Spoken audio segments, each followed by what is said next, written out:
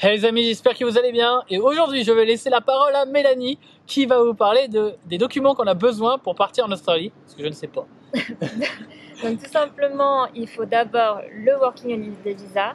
Pour avoir ce Working Holiday Visa, il vous faut une preuve que vous avez plus de 5 000 $ sur votre compte en banque, donc l'équivalent en euros.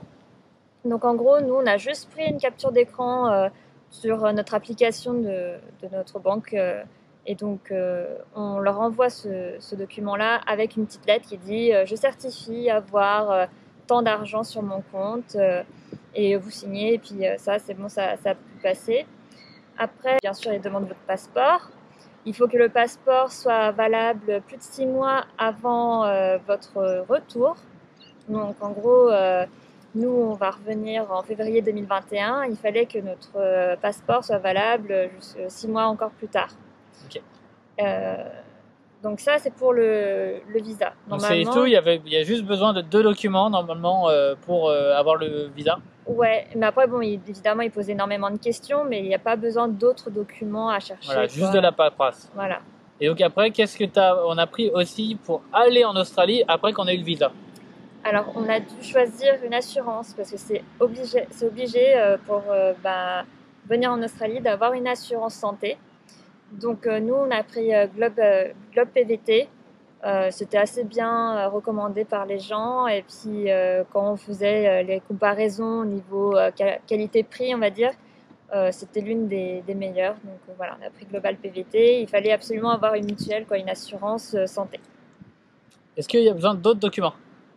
Donc, dans les autres documents que je peux énoncer, nous, on a pris nos passeports, évidemment, pour pouvoir partir. Ouais. On a pris également notre permis international. Donc, on a fait faire notre permis international en France. Okay, ça prend beaucoup de temps. Alors, attention, ouais, ça prend 3 mois minimum entre la demande et le fait de recevoir vraiment le permis.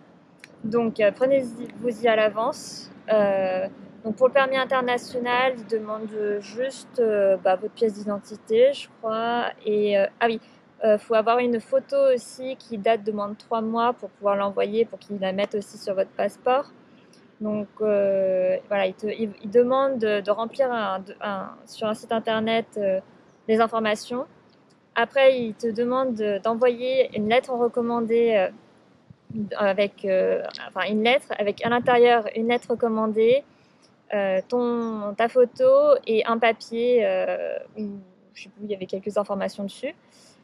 Après, donc, il te renvoie via la lettre recommandée que tu avais mis dedans ton permis international et donc après voilà, t'es bon pour partir et pour conduire à l'étranger. Mais attention, il faut bien prendre aussi son permis français parce qu'il faut avoir les deux en même temps pour que ça soit fonctionnel. Je savais pas ça. Oui, parce que si tu n'as que le permis international, ça ne marche pas. Il faut aussi le permis français. Donc voilà, pour récapituler, on a besoin d'un permis international, même si c'est pas obligatoire, mais si vous comptez avoir une voiture, je pense que c'est ce qui va, pour la plupart des gens, ça va être le cas.